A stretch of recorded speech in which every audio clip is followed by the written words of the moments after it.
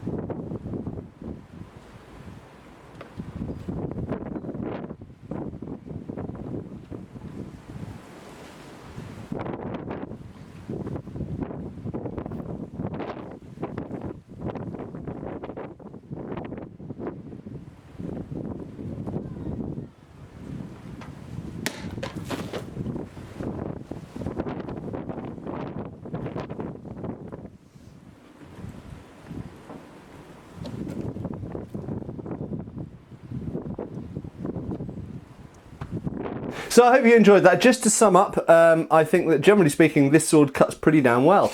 Obviously, I can't compare it to all other Jians out there because I haven't handled them all. As mentioned in my previous video, this has a fair amount of heft towards the tip. It doesn't have an awful lot of distal taper. It does have some, but not very much. So it's got quite a, almost a katana-like feel to it, in that there's quite a lot of sort of inertia at the tip when you move it around. It's not a particularly light or nimble sword. It moves somewhat similarly to a European side sword, but without the mass at the hilt that a side sword has. Some people have asked me, is it similar to the Roman spatha? And I have to say, obviously in history and application, very, very different to a Roman spatha, because a Roman spatha is used almost always with a shield, and obviously it was mostly a cavalry weapon and mostly a battlefield weapon. This, on the other hand, was mostly, at least by the period that this sword replica dates to, pretty much a dress sword or a sidearm for court life and civilian life for nobles. But in terms of its actual blade form, yes, it is quite similar to a Roman spatha. And I have to say, if you took this hilt off and mounted it with a Roman spatha hilt, I don't think anyone would notice that it had originally been a Chinese Jian. But in terms of how it cut, the edge was pretty good. The edge geometry on this is very good. There's no secondary bevel. It's very nice, clean, straight edge. Very well ground, very fine at the edge. I would say, and I haven't touched this blade at all in terms of additional sharpening, because I wanted to test it purely out of the box, as it were. It cuts through water bottles mostly with no problem. There are a few spots on the edge where it could probably do with some slightly finer honing, and in general I'd say I would sharpen this up a little bit finer sharpening, a little bit more polished sharpening than it currently has on it. And with any factory produced weapon, you're going to have some inconsistencies on the edge when it comes to you out of the box, as it were, unless it's been finished by hand. So I would say that these do cut well out of the box. It cuts as well as a lot of medieval arming swords or side swords that I've used.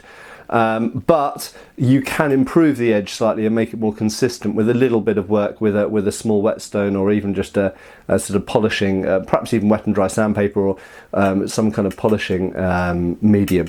But generally speaking, good. Nothing came loose, so my concerns about the nut and the construction of the hilt didn't cause any problems in my cutting test. The blade is perfectly straight, no damage, nothing like that, and it handled nicely, and nothing came loose on the hilt. So basically a thumbs up, a good fun cutting sword. If you're looking for a straight Chinese sword to do some test cutting with, maybe give Dynasty Forge a look. Well, I mean, I think they're the main contenders actually for Chinese swords, as far as I can tell. So go and have a look at them. I don't think you'll be disappointed. And well done, Dynasty Forge. And hopefully I'll be doing some more things with this in the future, as I talk a little bit more about Chinese weapons at some point. But thanks for watching, and I'll see you soon for another video. Cheers, folks. Thanks for watching. We've got extra videos on Patreon. Please give our Facebook a like and subscribe if you haven't already. Cheers, folks.